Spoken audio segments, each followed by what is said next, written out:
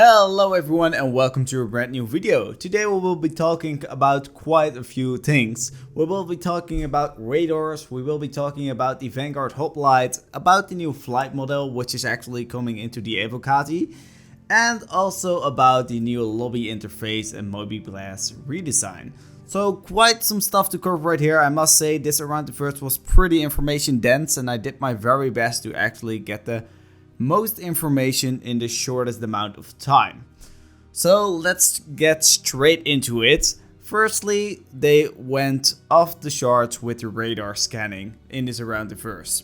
The radar scanning actually had quite a few development time already, and well, actually talked about it quite a bit, but let's get straight into it. For example, if you look at the sides of the ship or the top of the ship, the scanning is different. So on the top of the ship, you actually got more surface to check out. So there's a higher chance you actually get a good scan. And if you scan someone on the side, then there's less of a chance you get a good scan. So here you got the UI work in progress. This is basically the radar scanning, but just in the test level. It's just human beings right there. That's actually just for the testing purposes for the developers, so they can easily test and get into the map and test it. The UI looks pretty cool, looks very clean in my opinion, which is cool. So if you scan someone, there's a few different scanning methods. So for example, you can scan on heat, for example, so you can, well, all the parts in the ship emit heat, and well, you can see that, and the radar detects it, and it also makes a choice if you can detect someone or you can't. But you can also do it with, for example, an electromagnetic pulse or something. So that's pretty much how you want it. And they also looking to integrate it in Star Marine. So for example, if someone is shooting, then your radar will go beeping because it hears a noise or something. Or for example, perhaps you can even have a heat signature on a person or whatever. The possibilities are pretty endless in my opinion.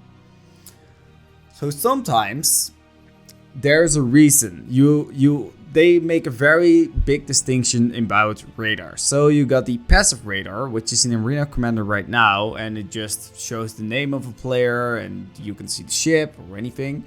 But sometimes you want to go a little deeper and you want to see what cargo is on the ship, what weapons are there, is there any significant persons on board, for example, is there someone with a bounty over their head or something.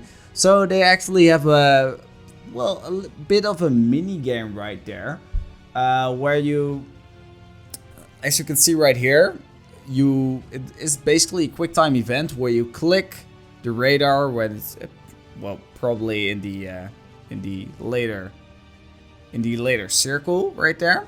And if you fail in the quick time event, the enemy actually gets a signal, okay, someone is trying to scan you. So that's a pretty interesting mechanic which you should do properly, because otherwise you just warn the enemy like, okay, someone is scanning you, so maybe he doesn't want to get scanned or whatever. So yeah, that's pretty interesting. And you can also see the cargo, for example. So if you want to see, of course, if you are a pirate and you see the target, you of course want to see the cargo because you want to know if there's any value to actually steal or plunder the ship. So that is pretty interesting. And that also means that in the upcoming iterations we actually get more non-combat roles like cargo hauling and scanning, exploration. Here we can actually see the Constellation Aquila, which looks pretty cool. You can also see a radar. But the Herald really gets a nice new significant role, which is actually coming in 2.6. It can carry all the data, it can actually scan a lot, and it's a very, very valuable asset to a team right here. So that's also very interesting. Here we actually go to the Vanguard hoplite, which is the dropship for Squadron 42. Actually, he talks about it a little bit, but in Ascension, well, actually the most essential information right here is that it had to be a little bit bigger just a very little bit. For example, as you can see the ramp right here, he made the ramp a bit bigger because on the other variants of the Vanguard, you can barely squeeze one person into it. And in a Vanguard dropship, you don't want that. You want to have multiple people on the ramp, get in as fast as possible, get out as fast as possible. So, looks very nice, the ship, very nice green style. Love the Gatling cannon right there. Very cool. Yeah, but it's in the works. I'm not exactly sure when it comes out, but overall it looks very nice. I don't think we will see it in the universe, but it will just wait for the Squadron 42 release.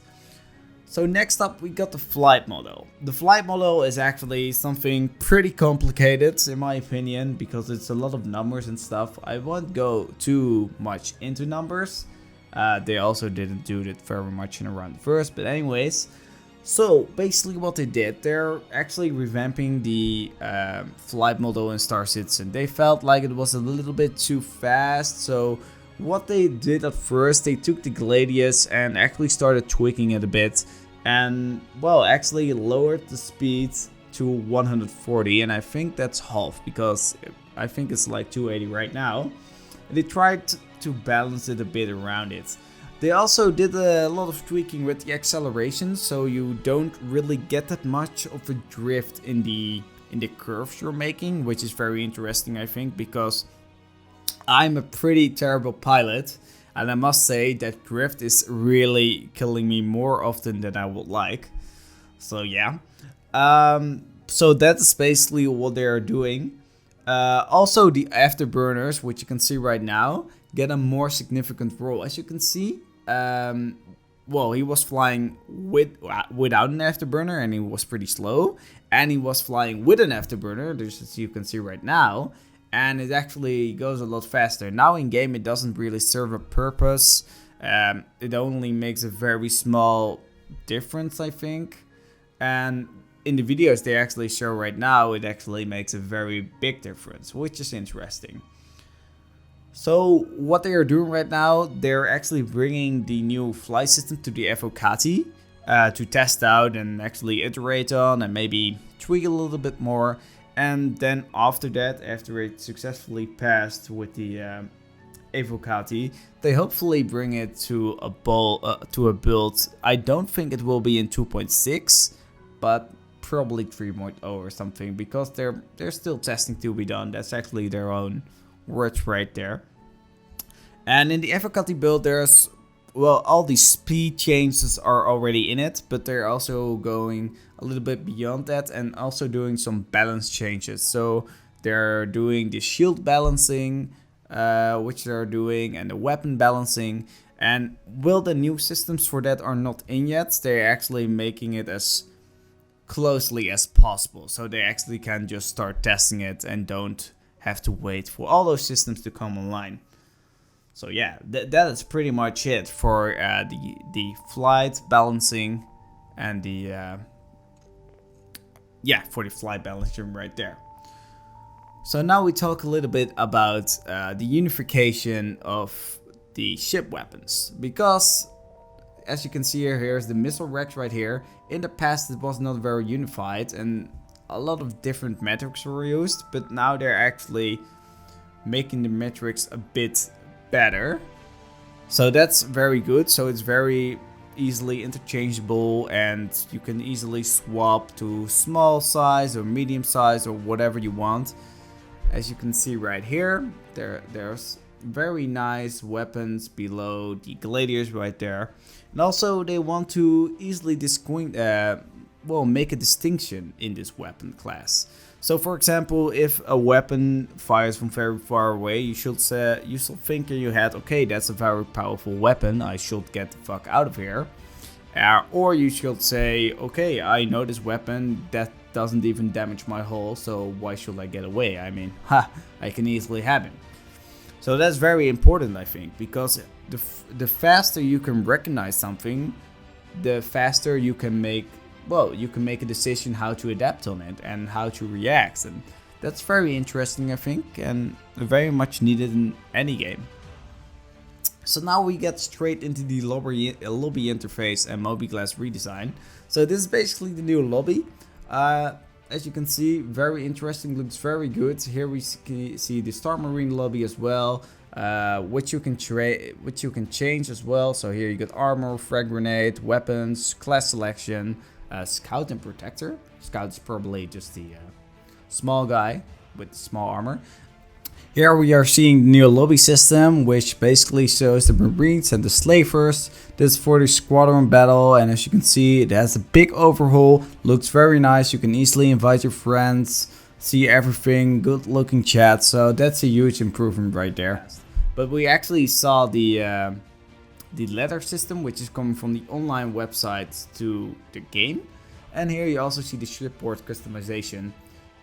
Shipboard customization is basically for your ship, but it's still a very early iteration of development, so don't expect this anytime soon. Probably not even a 3.0 or something.